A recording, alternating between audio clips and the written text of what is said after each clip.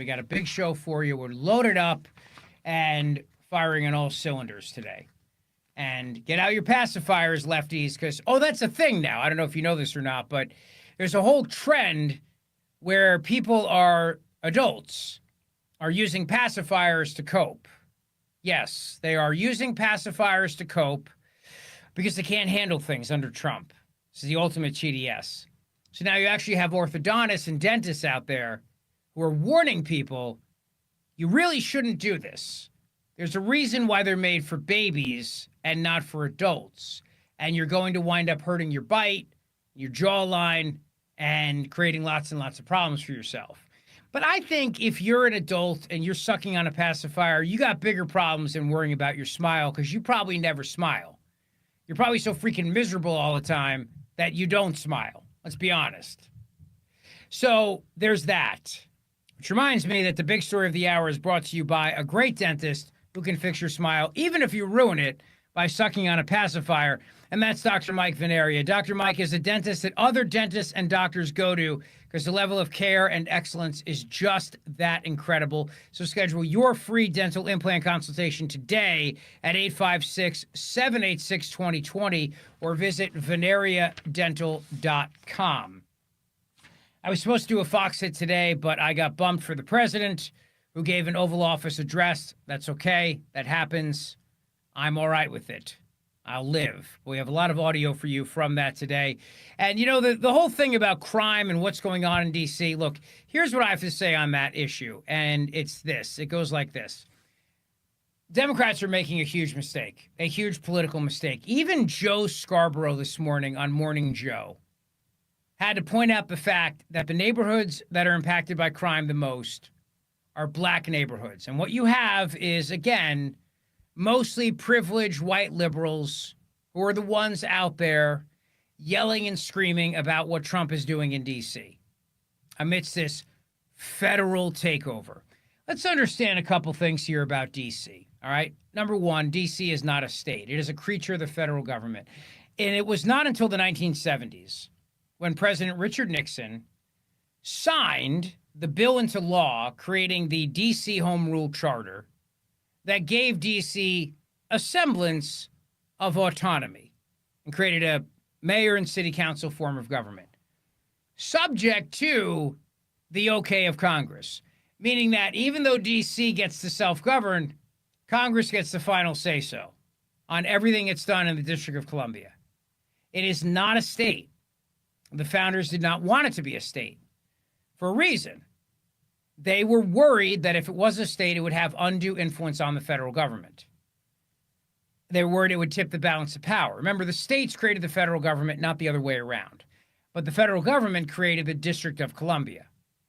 They sat down in a room and they said, we'll take this part of Maryland and this part of Virginia, and we will make it the District of Columbia, and we'll make it a federal jurisdiction. Therefore, we don't have to worry about any issues with one state claiming favoritism over another, over things that, they couldn't even imagine back then that the federal government would be involved in. Because I'm sure the framers of the Constitution never imagined that we'd be building roads and bridges and all these other things. But beside that point, that's the way it is. 1970s come along and Nixon signs the Home Rule Charter Act, but ultimately it gives Congress the final say on everything. And Congress, even a few years ago, was passing this wacky criminal justice reform bill that even Mayor Bowser opposed, and the Republicans were able to kill in Congress. So Congress still basically runs D.C. in a large degree, and they're able to give and take as they want. The president is invoking now powers under this home rule charter that he has for 30 days, and Congress can extend it beyond 30 days. And they should, because you're not going to be able to do much in 30 days. The president mentioned that, and he also said, I could also declare a national emergency. Now, I would rather he not do that. I would rather Congress just use the power they have and extend it beyond 30 days, because you have Republican control in the House, Republican control in the Senate. We should be very careful about using these presidential emergencies, because when the left does it and we complain about it, when the left declares a national emergency on, say, climate change, we don't want to be accused of hypocrisy. So what's one emergency, an emergency for us is different from an emergency for them, and vice versa. So if Congress can go ahead and do it, then Congress should do it. And yeah, definitely extend it beyond 30 days. And then while we're at it, Congress should revoke some of the laws passed by the D.C. City Council that protect juveniles from any sort of punishment whatsoever. Because as it stands right now, you can't touch these kids. No matter what they do, you can't touch them. I mentioned the other day when I was on America's Newsroom on Fox News, shameless plug, I was on there on Tuesday. You might have seen it. If not, I posted the clip to social media.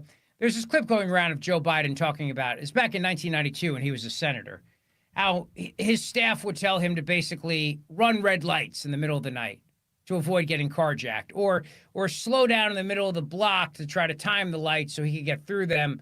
But really what he was saying was, you run the red lights. You don't stop at red lights. And they didn't have red light cameras back then, so nobody cared. You didn't have to worry about getting a ticket in the mail. Now there's red light cameras everywhere in D.C. and a lot of other blue places, but not in Jersey, thank God. One good thing Chris Christie did was he killed that red light camera experiment, so there's no red light cameras in New Jersey, thank God. But yeah, Biden was saying that's how bad carjacking was. That was then. And Democrats at one point were very, very tough on crime. So even on Morning Joe this morning, you had the gang sit there talking about how it is such bad political policy strategy for the Democrats to be against cracking down on crime, and then throwing out the murder rate and the crime rate as some sort of a, hey, it's not really happening. Again, what I said Tuesday morning was the people that live in the neighborhoods that are affected by crime, they don't care what the data and the statistics say. They see it with their own eyes. They don't feel safe, and they're not safe. So it doesn't matter what the data and the statistics say. They just don't care. Because when they open up their door and they see drug dealers on the streets, or they hear gunshots and you know, kids are getting killed in the crossfire and cars are getting jacked, and then you get some elitist on television going on about, well, according to the data, and we know the data is manipulated. We know the police chief got fired for manipulating the data, and we also know that there's a problem because you can't arrest juveniles to begin with, so a lot of that crime data is not being properly reported in the first place. So all that's happening. But the Democrats, once again, are doing what they always do, which is to blow it politically. The National Guard is not parading down the streets of D.C. and going up to people and invading their civil liberties. They're just there to have a presence so that the police can do their job. And the police are very happy to have the help. And even the mayor of D.C., because there's this article that I read today in Semaphore, and how Democrats are divided over this. But the mayor, to her credit, Muriel Bowser, even though she's trying to play this little game of being like, well, I don't agree with the federal takeover, but we're about 950 cops short. So if the ATF and the F.B.I. and the DEA want to help out, yeah, we'll take the help. And why the hell wouldn't you, considering that you don't have the money, you don't have the manpower, person power, people power. You don't have it. So you might as well take it. And she knows that. She's not dumb. She might be dumb, but she's at least smart enough to know that. Like, yeah, I'm not an idiot. If another government entity is going to help give me resources and pay for it, why would I say no? Really, why would I say no to that? What reasonable person would say no? Like, I don't want your help. I'd rather just do it all myself and take the money. Like, stop. The Democrats in Congress, however, it's a different story for them. Now, you've probably been to D.C. I mean, everybody's probably been to D.C. I used to live there. I've been to D.C. a million times, and you've got really nice neighborhoods. Georgetown, for example. Love Georgetown. Georgetown's great. Georgetown is probably, in my opinion, the nicest neighborhood in D.C. You walk around M Street, the shops of M Street, the restaurants, and then you've got Georgetown University's right there, some of the great bars, the Tombs, which is the bar in St. Elmo's Fire. Of course, the opening shot of that movie is actually the University of Maryland, even though it's supposed to take place at Georgetown, but it's the fraternity row at University of Maryland. The bar, the Tombs, is where they shot St. Elmo's Fire.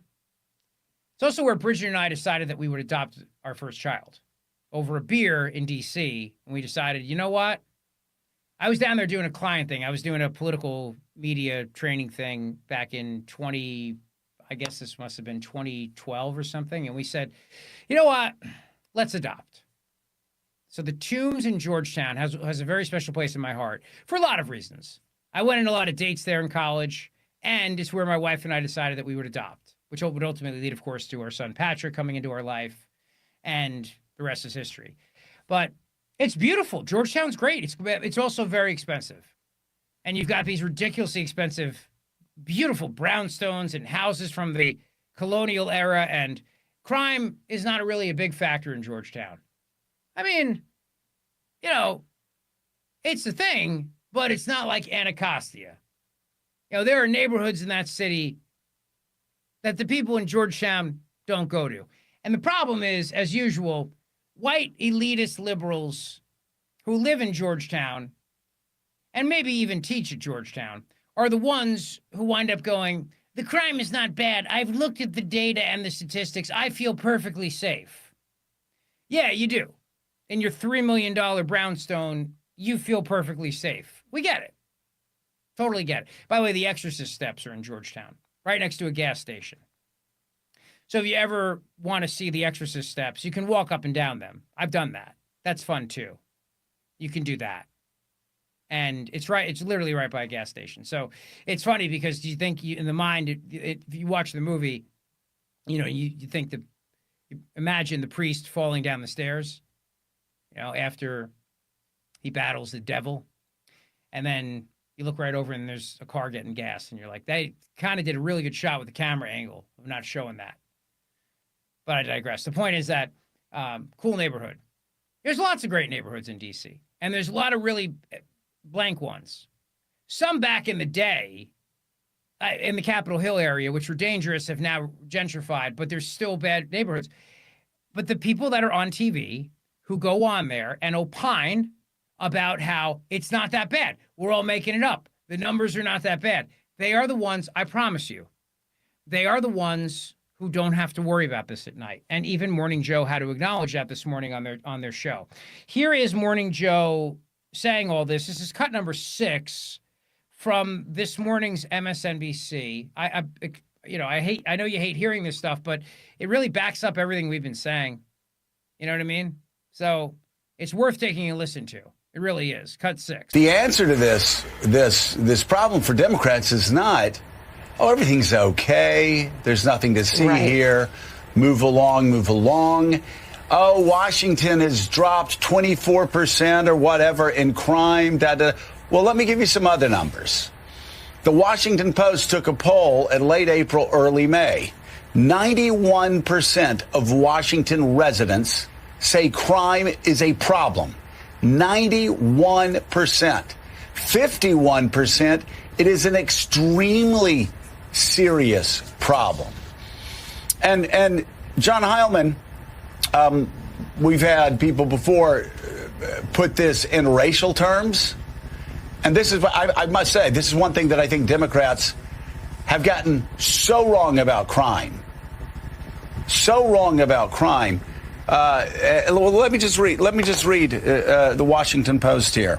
There are stark divides among lines of race and income in the poll, with black residents and lower income residents significantly more worried about crime than white residents and those with higher incomes. As they were last year, black women are among the most concerned, with 65% saying crime is a very or extremely serious issue, compared with 82% who said the same thing last year. See that? Why are black moms worried? Because they have kids. Kids who are being recruited by gangs. Kids who are dying in the crossfire. And again, the Democrat Party, like I said Tuesday morning, sounds like the elitist party that's out of touch with the people in these neighborhoods. Because they're the party of the white elitist liberals. Let's be honest. That's the last demographic the Democrat Party has. College-educated white liberals. That's the last stop for them. That's it. And so when you've got these members of Congress out there pontificating about how the data and the statistics, and then you got some black mom in Anacostia who is a single mom whose husband might be in jail and whose kid might be in a gang or gangs trying to recruit her kid. She doesn't give a damn what the statistics and the data say. She knows. She knows what the problem's like. You know, and there's a problem in the black community with fathers and single fathers because you have a high incarceration rate. So a lot of these kids don't have male role models, and the male role models become gang members. But to a college-educated white liberal living in Georgetown in a $3 million a year brownstone, that's not something they can comprehend. And it's never something they have to worry about as their kids go off to a $60,000 a year private school for preschool. Not even a $60,000 a year high school, a $60,000 a year preschool that is competitive to get into. They don't have to worry about that stuff. So when Donald Trump, the president, sends in resources to support D.C., what he's really doing is sending in resources to support the communities that are under siege who happen to be black and brown, as the left always says. And the people that are screaming about this are white. I mean, think about it. You break it down in the racial lines and it comes down to that. Or, you know, black, like Eddie Glaude and these other people who are on TV who are rich and live in, again, they don't live in the hood. They're not worried about the problem. When Bill Clinton did this in the 90s, when Bill Clinton sent in the feds to go after the Bloods and the Crips, people cheered it on. They were like, thank you, because they're terrorizing mostly black communities. You didn't hear any outrage from the left. You didn't hear any outrage from Democrats saying this is an overreach. That was Los Angeles. He didn't even have any power to do it. But the L.A. and California didn't try to stop them. They welcomed the help. They said, yeah, we have a gang problem. It's out of control.